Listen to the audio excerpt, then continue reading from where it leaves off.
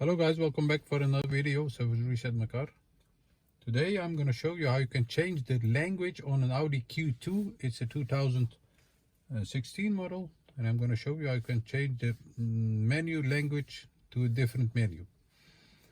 Before we start, I want to mention our YouTube channel. It serves Reset My Car. Subscribe to our channel to give us more support. Give us a thumbs up if you like our videos. We have more than 150 different videos of resetting different menus of different cars, so check them out on our channel. Okay, before we start, I'm gonna turn the ignition on. Then we have to press this menu button over here. Once you press that, you can turn the wheel to settings. Press that and this appears, the language. Press the wheel again, and over here you can change to different